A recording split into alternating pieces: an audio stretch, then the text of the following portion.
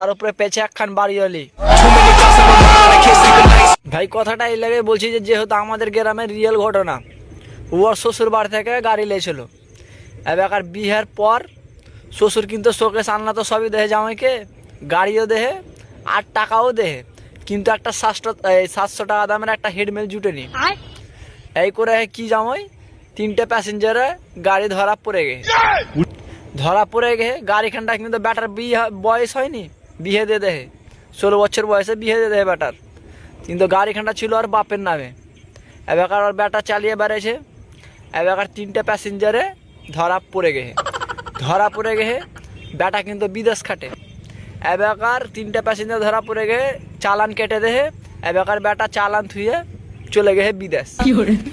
এবার চালান তোমরা হয়তো জানো না, এটা জানা রাখা ভালো ভাই। যদি 3 মাসের ওপরে চালান যদি না ভরো তো তোমাকে নোটিশ পাঠাবে, অর্থাৎ কেস করে দিবে তোমার উপরে সরকার। জরিমানা ভরতে ভুলে গে, মানে চালানটা ভরতে ভুলে গে। এবার কি করে 3 মাস পর ওর বাপের নামে নোটিশ চলে এসছে। এবার নোটিশ খানটা আমাকে বাড়ি এসে আমাকে বলছে ভাতি হ্যান্ডটা পড়ে দে, নোটিশ এসছে কিসের। আমি পড়নু, আমি চাচা তোমার নামে কেস আহে। হ্যাঁ আমি কোন সালাকে মার্ডার করনু যে কেসে আলো।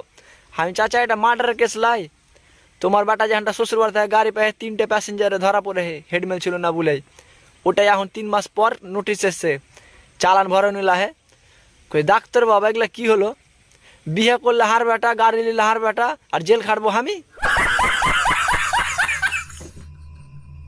বাংলায় প্রতি ঘরে ঘরে ভাই একটা করে বাইক দেখতে পাবা, 2টা করে বাইক দেখতে পাবা, কিন্তু প্রতিটা ঘরে একটা করে হেডমেল দেখতে পাবা না। मगर क्यों? কারণ এটা পারাম্পরা চলে আসছে পূর্ব যুগ থেকে, যে বাইক আগে কিনে নাও, হেডমেল পরে কিনবে। 1,20,000 টাকা দামের বাইকের দাম, কিন্তু একটা 600 টাকা দামের হেডমেল কিনতে পারে না। 3-4 বার ও ইন্স্যুরেন্স ভরবে, অর্থাৎ ইন্স্যুরেন্স ফেল করে আবার ইন্স্যুরেন্স ভরবে, কিন্তু হেডমেল কিনছে না ভাই। আর পুলিশও আমরাকে পেলে যে মান্নান খাপা, ঠিক আছে, MP MLA বাটা ওরাকে কিন্তু ধরে না ভাই। কথায় আছে না ভাই যে নাং ধরো খাটে, চোর ধরো হাতে, ঠিক আমরাকে হাতে পেয়েছে গরিব মানুষকে ধরে লিছে ভাই।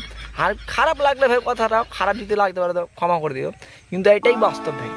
তুমি এখন পর্যন্ত আমি শুনতে পাবে যে MLA বাটা, MP বাটা আর কেউ আছে যে পুলিশ ওরাকে বিনা হেডমেলে লাগে আটকে দেয়, কিন্তু একটা সাধারণ গরিব মানুষকে ওরা আটকে দেয়। প্রত্যেক ভাইকে আমি বলবো যে যদি কোনো সিমেন্ট পুলিশ তোমার গাড়ির চাবি কেড়ে নেয় ভাই, সদস্য ধরে অ্যাকশন নাও, FIR নাও, দরকার ওর উপরে কেস করো। ও কি সিমেন্ট পুলিশ কেস হবে না? হবে।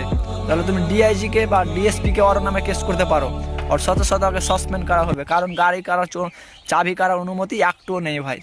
তো অবশ্যই তোমরা কমেন্ট করে জানাও, আর তোমরা রাস্তাঘাটে ভাই হেডমেলটা ব্যবহার করো, কারণ হেডমেলটা পুলিশে ধরার লেগে লাই।